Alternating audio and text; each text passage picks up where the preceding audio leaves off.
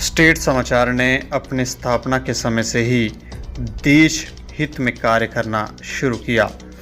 2019 में धारा 370 को हटाया गया और भारत सरकार ये प्रयत्न कर रही थी कि यहाँ से आतंकवाद को समाप्त किया जाए और जो राजनीतिक लोगों को मूर्ख बना रहे थे उसे समाप्त कर लोगों को अच्छी व्यवस्था दी जाए। लेकिन ये इतना सरल नहीं था। मात्र धारा 370 हटाने से जम्मू कश्मीर की स्थितियां बदल जाती, ये संभव नहीं था क्योंकि स्थितियां और परिस्थितियां कुछ भिन्न थी।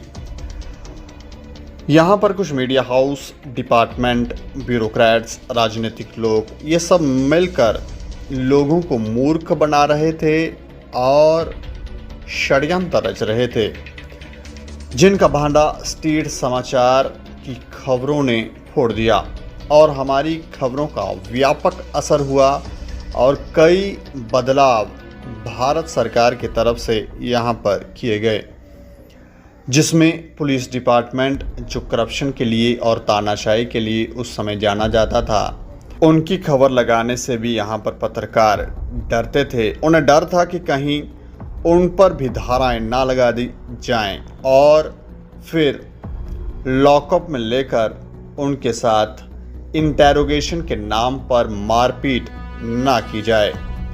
लेकिन हमने बिना डरे उनके कार्य पर प्रश्न उठाए, जिसका व्यापक असर हुआ और पुलिस डिपार्टमेंट में कई बदलाव किए गए, जिसका दोषी ये लोग हमें मानते हैं। जब हमने ये किया तब हम ये जानते थे कि हमारी जान को खतरा हो सकता है और पुलिस डिपार्टमेंट के करप्ट ऑफिसर हमें रास्ते से हटाने के लिए किसी भी हद तक जा सकते हैं। कई बार हमारी रेकी की गई, कई बार हमारे पीछे लोग लगाए गए, लेकिन हम बिना डरे अपने कार्य को करते रहे। सिर्फ पुलिस डिपार्टमेंट ही नहीं बल्कि बाकी डिपार्टमेंट में भी जो ब्यूरोक्रेट्स की दादागिरी थी वो समाप्त हो गई और ये सब लोग उस दादागिरी को समाप्त करने का कारण हमें मानते हैं, यानी कि स्टेट समाचार को मानते हैं। उन्होंने स्टेट समाचार को भी रास्ते से हटाने के लिए कई षड्यंत्र रचे, लेकिन ये लोग कामयाब नहीं हो पाए। धीरे धीरे समय बदलता रहा और इस बदलते समय में इलेक्शन कब करीब आ गए इसका पता ही नहीं चला।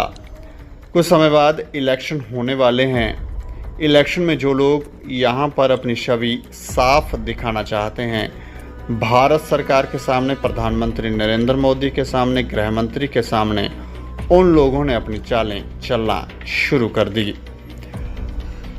वो लोग नहीं चाहते कि उनके खिलाफ कहीं से भी जम्मू कश्मीर के अंदर आवाज़ उठे, चाहे वो पक्ष में हो या विपक्ष में, और ये लोग हर संभव प्रयास कर रहे हैं कि जो भी आवाज़ यहाँ पर उनके खिलाफ उठ रही है उनको दबा दिया जाए और ऐसा माहौल बनाया जाए जिससे लोग उन पर विश्वास करें और जो बाहर से आए हुए लोग हैं, जैसे उपराज्यपाल मनोज सिन्हा साहब या बाहर से आए ब्यूरोक्रेट्स, उनकी छवि खराब की जाए और लोगों को ये बताया जाए कि हम ही सही हैं, बाहर से आए हुए सब लोग गलत।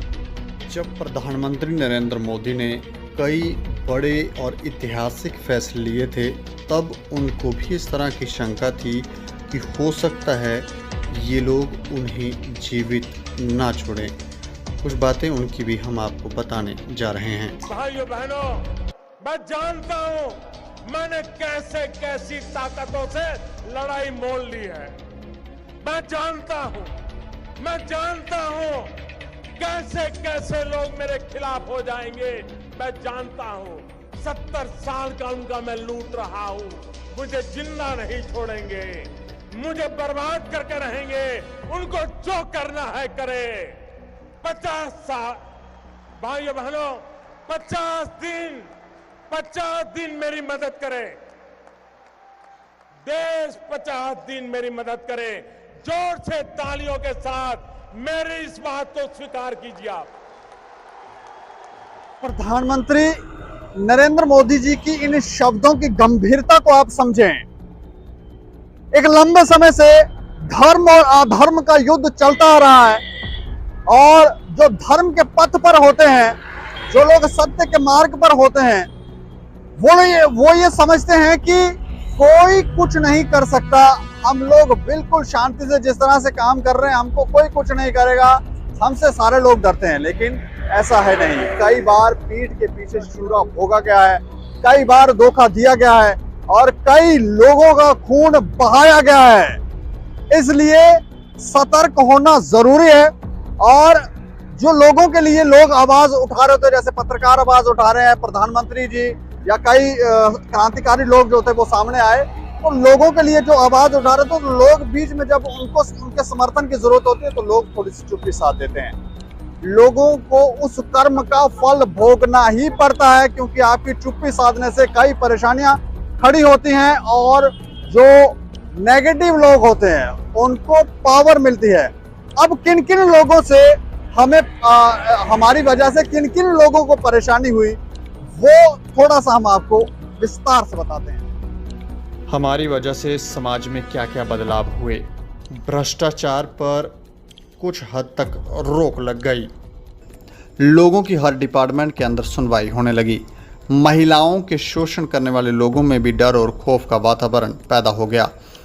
पुलिस डिपार्टमेंट जहां भ्रष्टाचार का बोलबाला था, वहां पर भी लोगों की सुनवाई होने लगी और भ्रष्टाचार में कमी आ गई और सरकार एक्शन में रही, जिससे इन ब्यूरोक्रेट्स, राजनीतिक लोग और भ्रष्टाचारी में डर और खौफ का वातावरण पैदा हो गया। इन सभी लोगों पर, जिन लोगों पर सरकार की तरफ से कार्रवाई की गई, वो लोग हमसे क्रोधित हो गए। दैनिक स्टेट समाचार ने नशा तस्करी, पशु तस्करी, महिलाओं का शोषण, भ्रष्टाचार, ब्यूरोक्रेट्स की दादागिरी को प्रमुखता और बेखौफ तरीके से दिखाया।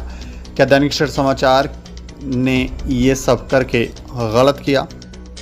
चौथा स्तंभ और पत्रकारिता के असली मायने लोगों को दिखाए, जिससे ये लोग हमारे विरोधी हो गए।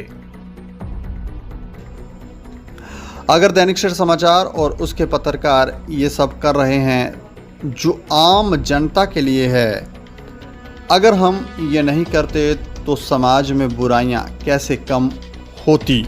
धारा 370 टूटने से पहले भी यही सब कुछ था, तब राजनेता हावी थे और धारा 370 टूटने के बाद अब भी ये लोग हावी होने का प्रयास कर रहे हैं। दैनिक स्टेट समाचार के कारण इन बेईमान लोगों के बेईमानियों के कारोबार पर बुरा असर पड़ा।